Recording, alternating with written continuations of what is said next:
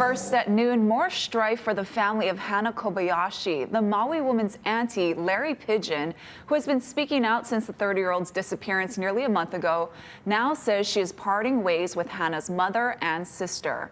It appears there was a disagreement over how to use the funds from a GoFundMe account, which has raised nearly $48,000 so far. In a statement, Pigeon said, quote, "I believe every resource should be dedicated to finding Hannah. I chose not to lawyer up and risk having my voice silenced in the fight for her." Now, Pigeon says she is traveling soon to Mexico to look for Hannah. Meanwhile, there's a new lead in Kobayashi's disappearance. As Ben Gutierrez reports, it appears she got married 2 weeks before she went missing. Kobayashi's family wants to know if she was involved in an immigration marriage scam before she went missing. Reports say the FBI is also looking into it. An attorney for Hannah Kobayashi's family confirms that they received what may have been a big clue weeks ago. A photo of Hannah with an Argentinian man appearing as if they had gotten married. There was a purported wedding, like a Hawaiian beach wedding photo, and this information that was sent to Sydney, Hannah's sister, on November 15 on Facebook Messenger from somebody that said that she got it from Reddit. The attorney says Kobayashi's sister turned that information over to police and then stayed quiet about it until the Los Angeles Magazine broke the story yesterday. But the family now backs the report that says Kobayashi apparently sat next to the Argentinian man on her way from Hawaii to LAX last month.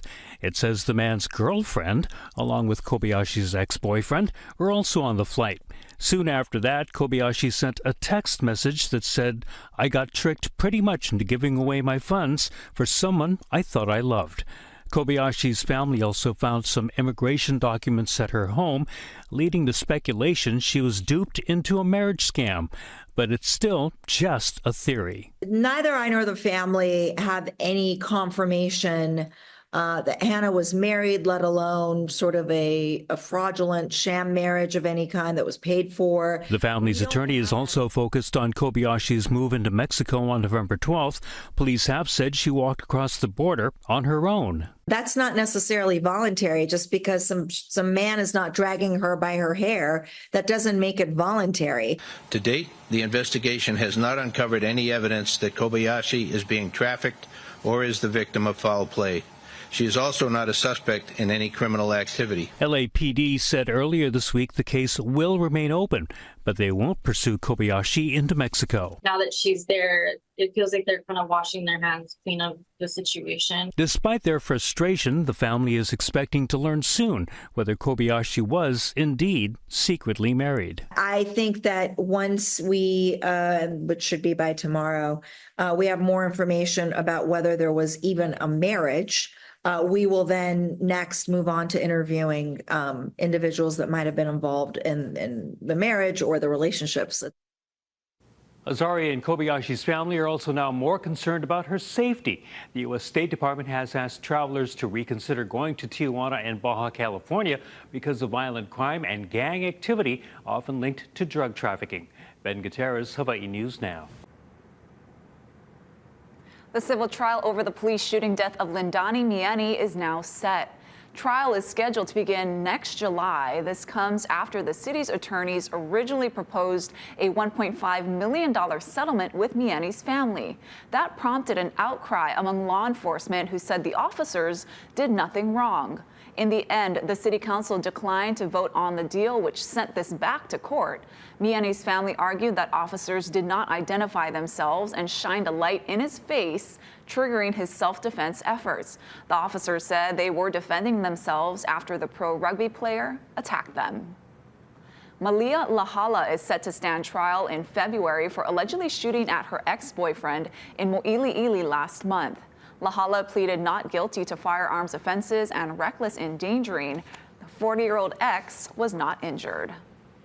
Kauai residents, you are being urged to keep an eye out for this woman. 44-year-old Brandy Titus was reportedly missing on Wednesday. She was last seen on Monday in the Koloa area. Now, Titus is approximately 5 feet 5 inches tall and weighs 130 pounds. If you've seen her, call Kauai police at the number on your screen.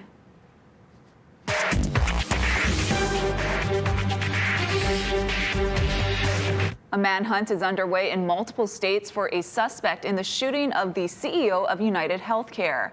Officials familiar with the investigation say the person of interest arrived in New York City before Thanksgiving on a Greyhound bus that originated in Atlanta. Tom Hansen has more. New video obtained by CBS News appears to show the person of interest stopping near a pile of trash after visiting a Starbucks near the scene of the shooting. Minutes later, officials say the gunman ambushed and killed United Healthcare CEO Brian Thompson. New York City police have now collected more than 200 images of the possible suspect. These pictures from the lobby of a Manhattan hostel show his full face. Investigators told the Associated Press he pulled down his mask to show his smile while checking in with a fake ID. The manhunt, now in its third day, has spread to other states, including Connecticut and New Jersey. But the homicide investigation is playing out in New York, where the mayor says he's confident police will find their target. We're seeing good old-fashioned police work here. We are on the right track. We're going to bring these persons to justice. In addition to being chief executive of one of the nation's largest health insurers, Thompson was a father of two. But much of the online reaction to his death has been rage at the insurance industry rather than sympathy for the victim. I'm having a hard time being empathetic to the situation whatsoever, because this is a billion-dollar company, okay, that denies access to people every single day. Some major insurance companies have removed information about corporate leaders from their websites as the industry grapples with a wave of hostility. Tom Hansen, CBS News, New York. President-elect Donald Trump is standing by his controversial pick for Secretary of Defense. Meanwhile, CBS News has learned President Biden is considering issuing preemptive pardons for some of Trump's biggest critics. Erica Brown has the latest from Capitol Hill, where one of those names floated for a potential pardon is speaking out. Pete Hegseth's bid to be the next Secretary of Defense got a boost Friday from President-elect Donald Trump, who posted on social media that the former Fox News host is doing very well and that his support is strong and deep, much more so than the fake news would have you believe. We're not abandoning this nomination. We're not going to make it easy for people to allow the media to determine who our Secretary of Defense is. The decorated Army veteran made the rounds this week, trying to shore up Senate support for his confirmation. That's why we're here to meet with the senators. It's been a wonderful process. The visits come amid a barrage of questions about his past, from allegations of financial mismanagement to sexual misconduct and excessive drinking. Hegseth's lawyer denies the allegations. Also on Capitol Hill, lawmakers are reacting to reports that President Biden is considering preemptive pardons to some of Trump's biggest critics. What I can say is that the president is reviewing other pardons and commutations. The names being floated include Dr. Anthony Fauci, former Republican Congresswoman Liz Cheney, and a California Democratic Senator-elect Adam Schiff, who led the first impeachment effort against Trump. Schiff told CBS News Friday he's not in favor of the possible plan. I don't think the idea of a blanket pardon of some kind is a good idea, and I would recommend against it. The possibility of sweeping pardons comes after Biden pardoned his son, Hunter Biden, shielding him from potential prosecution for any criminal activity spanning nearly 11 years. Erica Brown, CBS News, Capitol Hill. Here at home and happening now, the U.S. Secretary of Education is on Maui looking at the recovery process of Lahaina's schools following the wildfire. Secretary Miguel Cardona will take part in a roundtable discussion with local education leaders to address response efforts. He's also toured King Kamehameha III Elementary School's temporary campus. Meanwhile, that campus is receiving national recognition. The Construction Management Association of America recently named the temporary school the 2024 Project of the Year. The school first opened to students on April 1st and opened again August 7th for the first day of the current school year. The temporary campus is expected to continue operating for 3 to 5 years until a permanent school is built. Meanwhile, Maui wildfire survivors are a step closer to a big tax break. The U.S. Senate unanimously passed the Federal Disaster Tax Relief Act, which exempts survivors from having to pay federal income tax on any settlement money. Right now, more than 10,000 homeowners, businesses, and others are set to split about $4 billion. The tax bill introduced by Hawaii Congresswoman Jill Tokuda would also let them deduct losses from their taxes. This is going to result in about a $4.9 billion revenue loss to the federal government.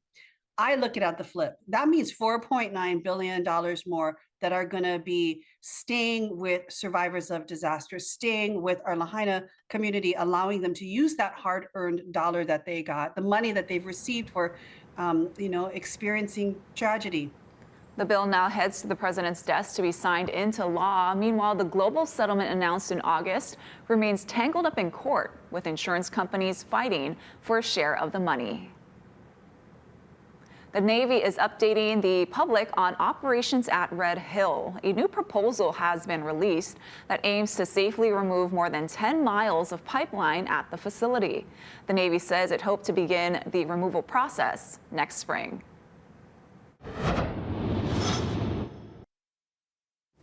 Thank you very much. Hey, a happy Aloha Friday. Let's go ahead and get you your first alert weather headlines. First of all, the cold front that we've been expecting. Kauai got that last night. We're starting to get that. We're continuing to get that. We'll see more rain here in the midday area, probably the heaviest rain that we'll find, but 50% chance of rain. And then this cold front will dissipate and pull away. Stronger winds behind the front, and we'll see northwesterly swells continue. Dive deeper into the forecast coming up in a few minutes. Thank you, Billy. Ahead on This Is Now, TikTok's future in the U.S. remains in jeopardy after a federal appeals court upholds a law that could ban the social media platform starting next month. Plus, how did a series of hurricanes and labor strikes impact job growth in the U.S.? A look at the latest jobs report when we come back.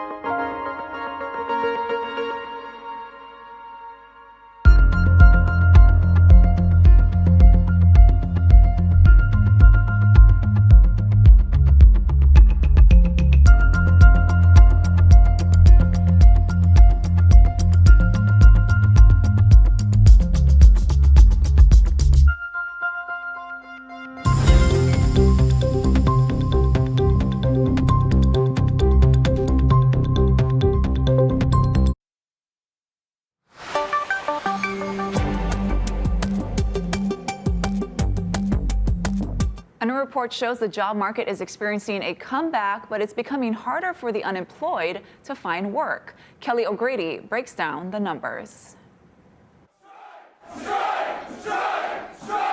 A major strike at Boeing and 2 hurricanes pushed down hiring in October, but recovery from the storms and the end of the strike led to a major improvement in November.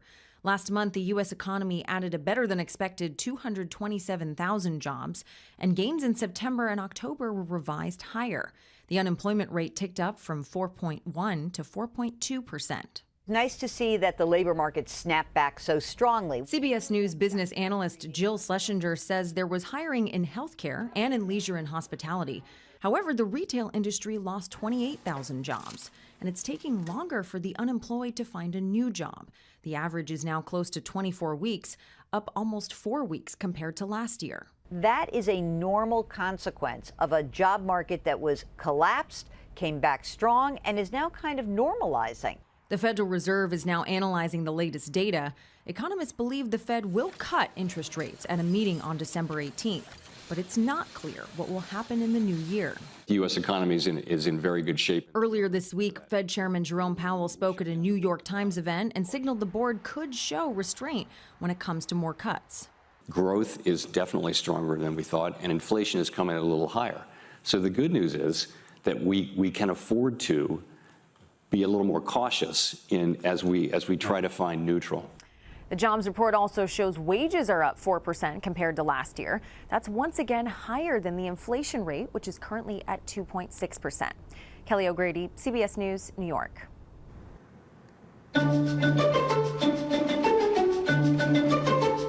A federal appeals court has upheld a law requiring the sale or ban of TikTok in the U.S.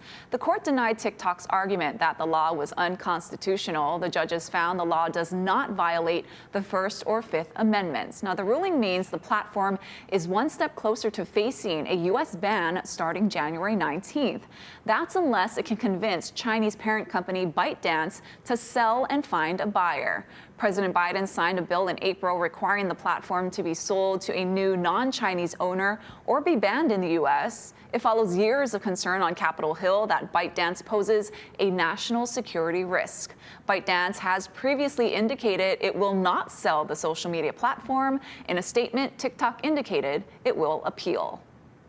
Meanwhile, social media platform Blue Sky continues to grow in popularity. The platform has almost 25 million users as of Thursday, as some people look for alternatives to X since Elon Musk has taken over the site and has been appointed to a leadership role in President-elect Trump's administration.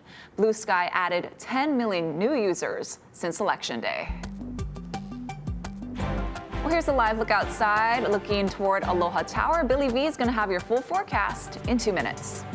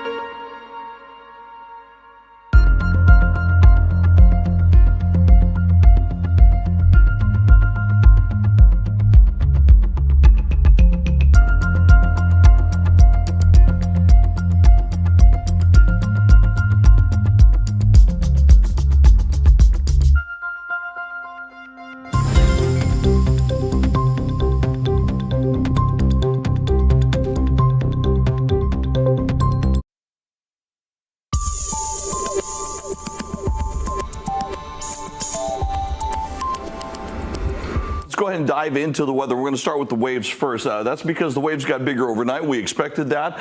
14 to 18 feet. It's peaked this morning, and so it's on the way down. 7 to 10 and on the way down. There 2 to 4, smaller everywhere else. Let's go ahead and take a look real quickly here. And National Weather Service is saying that the rainfall outlook for the next 6 to 10 days from the Climate Prediction Center is going to be above normal. So we're expecting some of the rain to continue from this cold front that we've gotten. And then, of course, we'll get some more rain from the east as far as your trade winds are concerned. Here's what we're looking at for today. So we started out earlier this morning with some showers. We got some mid-morning sunshine. Now here we are in the midday, and we're starting to get some of the frontal showers, the actual front coming through, not the prefrontal showers. So we're seeing probably the heaviest rain today here in the midday. And then as we get into the afternoon hours, you can see that sunshine does pop out. And we get a little bit more clearer skies as we get into the evening, and those winds will get stronger, 18 miles per hour, northerly winds. Now, as we get into, we're enjoying, of course, today, the trade winds behind the cold front. So that's why the northeasterly 15 to 20 miles per hour. But as we get into tomorrow and Sunday, race day for the Honolulu Marathon, those winds are going to go light and variable here. Back to trade wind weather and a lot of sunshine here. And then as we get towards Tuesday, Wednesday, Thursday, the winds are going to pick up, and they're going to be strong trade winds, which are going to mean a lot of sunshine with some windward to mildly showers drifting leeward at times. So once again, we've got this highlighted in red just because it's the ending of the cold front. But then after that, some nice weather and trade winds are on the way. Get the latest on air online on your mobile device and at HawaiiNewsNow.com. Back to more with This Is Now. Thank you, Billy. Thousands of runners will be hitting the streets for the Honolulu Marathon, and a mission to complete a marathon in all 50 states could end this Sunday. Jim Mendoza introduces us to the runner who's just one race away from accomplishing this goal. In his New York suburb, distance runner Ben Jones is at it again. The 34-year-old has been training for the Honolulu Marathon. It will be his 7th long-distance race this year. It's a little nerve-wracking because, I still need to do it under 3 in Honolulu, and it'll be warmer than I'm used to. The under 3 he's referring to is the 3-hour goal he sets every time he laces up his shoes for the 26.2 miles a marathon covers from start to finish. Excellent job, Benjamin Jones. If you run slow enough and can, keep an even pace, then you'll be rewarded for it later on. And it's definitely something that comes with experience. He has a lot of that. Jones has won several marathons, but his biggest accomplishment is consistently finishing them below the 3-hour mark. He has done it in 49 states. Hawaii is the last on his list. I know Diamond Head's the big hill that you have to go through around like mile 8 and 24 or so. But it's mostly flat along the coast, which is nice. Jones finished his first marathon in under 3 hours way back in 2009. Between then and now, he has run a lot of miles. It's definitely in the thousands, probably tens of thousands. I don't know, too many. He fits the marathons around family time and his career in finance, and he's very picky about the races he chooses. I mostly choose ones that are flat, so that they're easier to break 3 for. I also pick based on my own schedule. This will be his first Honolulu Marathon. It's such a big deal that his family is coming out to watch him run. And he's already thinking about what he'll do when it's over. First, I think I'm going to get a beer somewhere in Honolulu. And then my sister is also doing the race. And I'm really hoping she doesn't beat me. If Jones averages about 6.5 minutes per mile, he will break the 3-hour mark and officially end his sub-350 challenge, a finish line that is finally in his sights. I'm Jim Mendoza for Hawaii News Now. And stay tuned to our coverage starting at 6 a.m. on Sunday. We can tune in here right on K5.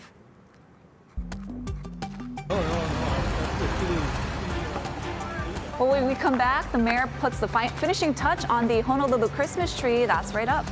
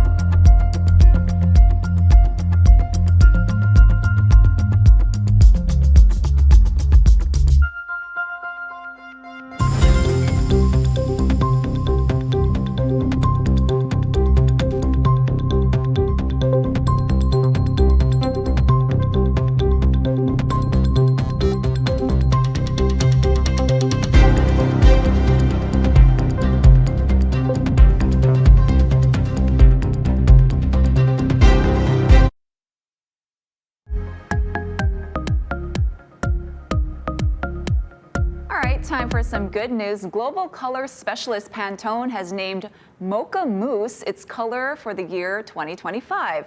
The company describes it as an evocative, soft brown and says the color evokes, quote, thoughtful indulgence. Now, each December, the company names a color of the year for the following year. And to make their pick, experts at the Pantone Color Institute look at interior design trends, pop culture moments, and high fashion runways.